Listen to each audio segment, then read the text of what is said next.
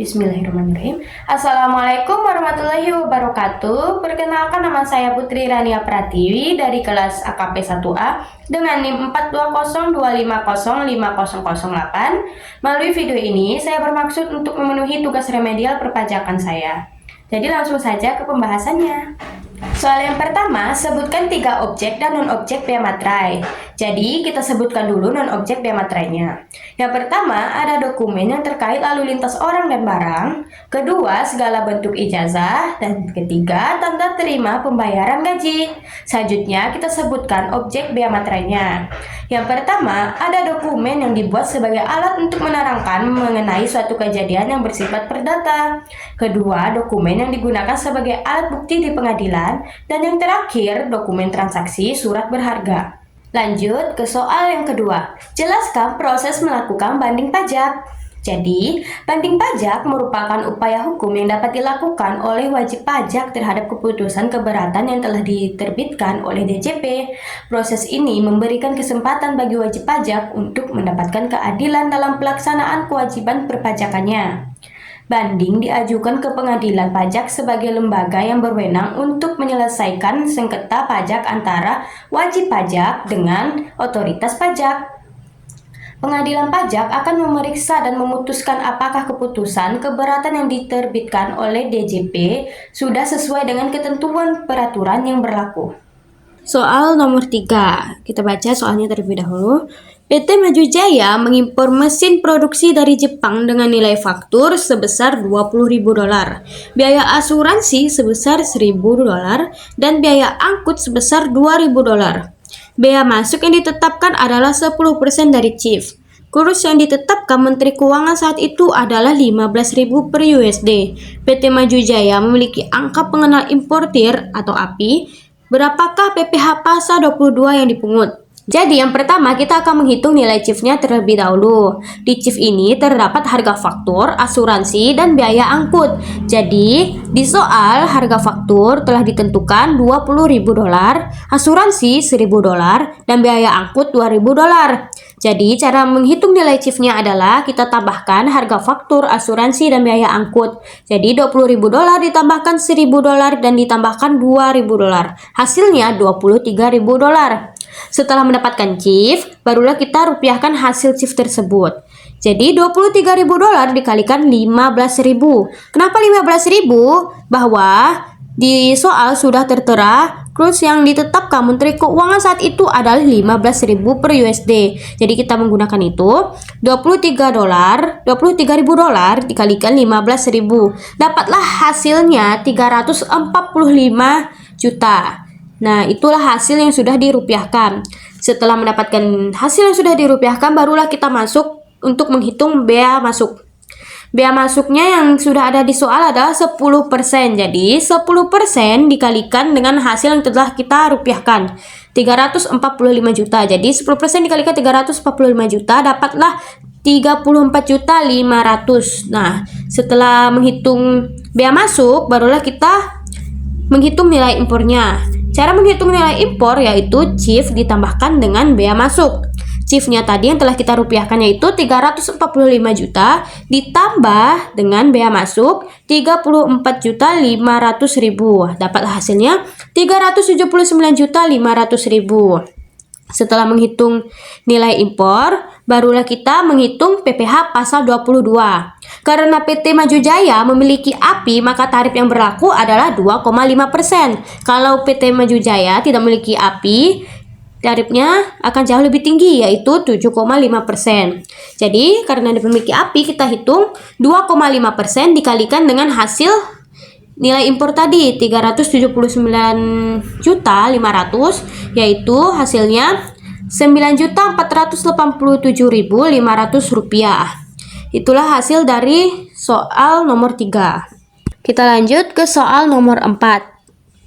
Soalnya adalah Dinas Pendidikan Kota Sejahtera membeli 50 unit komputer dari CF Komputer Indo pada tahun 2025 dengan total harga sebesar 550 juta. Harga sudah termasuk PPN. Nah, pembayaran dilakukan melalui mekanisme bendahara pemerintah. Berapakah PPh pasal 22 yang dipungut? Diketahui dari soal tersebut, total harga itu sudah termasuk PPN 11%, yaitu 550 juta. Dan pembelian barangnya juga oleh bendahara pemerintah. Kenalah tarif PPh pasal 22, yaitu 1,5% dari tarif bendahara pemerintah.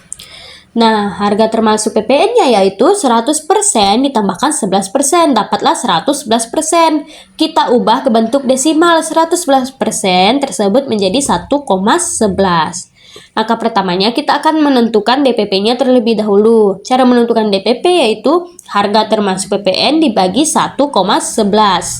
Harga termasuk PPN-nya adalah 550 juta. Jadi 550 juta tersebut kita bagi ke 1,11. Dapatlah hasilnya 455.455.455 rupiah. Langkah keduanya kita akan menghitung PPh pasal 22-nya. PPh 22 yaitu tarif bendahara pemerintah dikalikan dengan hasil DPP tadi. Tarif bendahara pemerintahnya yaitu 1,5%. Nah, 1,5%-nya itu kita kalikan dengan hasil yang tadi, 455 juta di 455 rupiah. Dapatlah hasilnya 7.432.432.425 rupiah. Jadi PPh pasal 22 yang dipungut sebesar 7.432.432.425 miliar. Itulah jawaban dari soal nomor 4. Soal yang kelima, jelaskan apa yang dimaksud dengan pajak pusat dan pajak daerah beserta contohnya. Kita jelaskan terlebih dahulu pajak pusat. Pajak pusat adalah pajak yang dikelola oleh pemerintah pusat melalui Direktorat Jenderal Pajak atau DJP di bawah Kementerian Keuangan. Hasil dari pajak ini digunakan untuk membiayai belanja negara dalam APBN atau biasa disebut anggaran pendapatan dan belanja negara, seperti pembangunan infrastruktur nasional, pendidikan, dan kesehatan. Contoh dari pajak pusat ada 3. Yang pertama, pajak penghasilan atau biasa disebut PPh. Pajak yang dikenakan atas penghasilan orang pribadi atau badan usaha, seperti gaji, laba usaha, dan honorarium.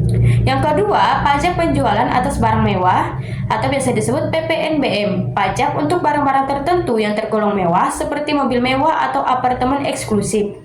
Yang ketiga, bea materai. Pajak atas pemanfaatan dokumen tertentu seperti surat perjanjian atau akta notaris. Kita lanjut ke pembahasan pajak daerah. Pajak daerah adalah kontribusi wajib yang dipungut oleh pemerintah daerah, provinsi maupun kabupaten atau kota. Hasilnya masuk ke anggaran pendapatan dan belanja daerah atau APBD dan digunakan untuk kepentingan pembangunan wilayah tersebut seperti perbaikan jalan lokal, fasilitas kesehatan daerah, dan layanan publik di tingkat daerah.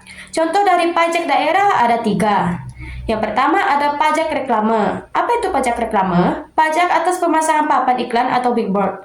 Yang kedua, pajak kendaraan bermotor atau PKB.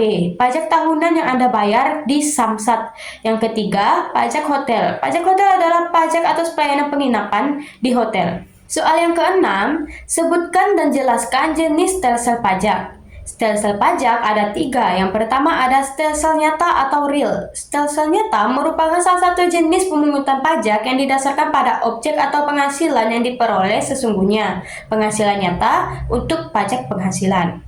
Mengetahui dengan kondisi demikian, pemungutan pajak baru dilakukan pada akhir tahun. Dan yang kedua, ada stelsel fiktif atau anggapan. Jenis stelsel yang kedua adalah stelsel anggapan atau stelsel fiktif. Stelsel ini merupakan kebalikan dari stelsel nyata. Stelsel fiktif merupakan jenis pemungutan pajak yang didasarkan kepada perkiraan atau anggapan yang telah diatur pada suatu peraturan perundang-undangan. Perkiraan yang digunakan ini dapat bermacam-macam, tergantung pada peraturan perpajakan yang berlaku di tiap-tiap negara. Dan yang terakhir ada stelsel campuran. Jenis stelsel pajak yang ketiga adalah stelsel pajak campuran.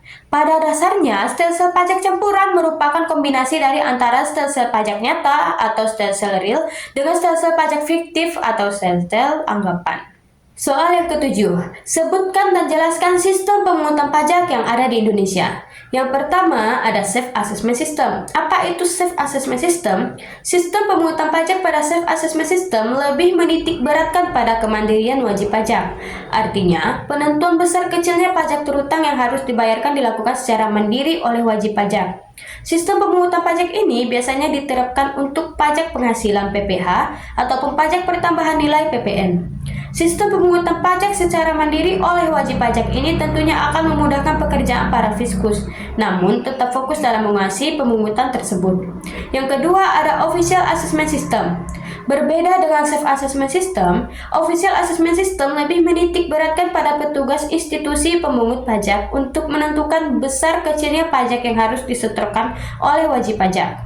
Tentunya pada sistem ini nominal pajak terutang akan lebih akurat besarannya tanpa ada tujuan untuk memperkecil atau memperbesar pajak terutang.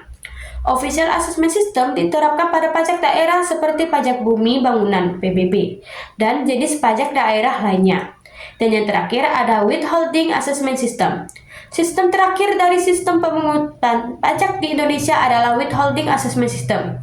Pada sistem Self-Assessment System dan Official Assessment System, telah kita ketahui bahwa yang berperan aktif adalah wajib pajak dan petugas pajak. Sedangkan pada Withholding Assessment System, pihak ketiga adalah pihak yang paling aktif dan memiliki wewenang untuk menentukan besar kecilnya penyetoran pajak terutang oleh wajib pajak. Para pihak ketiga ini biasanya adalah para bendahara atau divisi perpajakan perusahaan yang memotong penghasilan karyawan untuk pembayaran pajak. Soal yang ke-8, jelaskan apa yang dimaksud dengan wajib pajak luar negeri dan wajib pajak dalam negeri beserta contohnya. Jadi mari kita bahas yang pertama, wajib pajak luar negeri. Wajib pajak luar negeri yang selanjutnya disingkat WPLN adalah subjek pajak luar negeri sebagaimana dimaksud dalam Undang-Undang PPH yang menerima dan atau memperoleh penghasilan yang bersumber dari Indonesia melalui bentuk usaha tetap atau tanpa melalui bentuk usaha tetap di Indonesia. Contohnya, pemerintah asing atau perwakilan diplomatik dari negara lain yang memperoleh penghasilan dari penyewaan properti atau investasi di Indonesia. Yang kedua, kita akan membahas wajib pajak dalam negeri. Wajib pajak dalam negeri adalah subjek pajak dalam negeri yang telah menerima atau memperoleh penghasilan yang berasal dari Indonesia maupun dari luar Indonesia dan besarnya penghasilan melebihi penghasilan tidak kena pajak. Contohnya, koperasi, yayasan, dan organisasi lainnya. Organisasi yang didirikan di Indonesia dan melakukan kegiatan usaha atau memperoleh penghasilan di Indonesia. Soal nomor 9, kita baca soalnya terlebih dahulu. Pak Agus, seorang pegawai tidak tetap bekerja di PT Angin Ribut. Pak Agus melakukan pekerjaan sebagai pembersih kaca selama 40 hari dan memperoleh penghasilan sebesar 102 juta. Maka hitunglah besaran potongan PPh pasal 21 untuk Pak Agus. Jadi kita ketahui dulu status Pak Agus adalah pegawai tidak tetap dan lama dia bekerja 40 hari. Penghasilan brutonya 102 juta. Nah, pertanyaannya besar PPh pasal 21 yang harus dipotong dari penghasilan Pak Agus. Jadi kita jawab karena dia penghasilan Pak Agus dibayar harian, jadi dia kena PPh pasal 21 sebagai pegawai tidak tetap dengan tarif 0,5% dari penghasilan brutonya. Kita hitung 0,5% dikalikan dengan penghasilan bruto yaitu 102 juta. Nah, hasil dari 0,5% dikalikan 102 juta adalah 510.000. Jadi besar PPh Pak Agus adalah 510.000. Itulah jawaban dari nomor 9.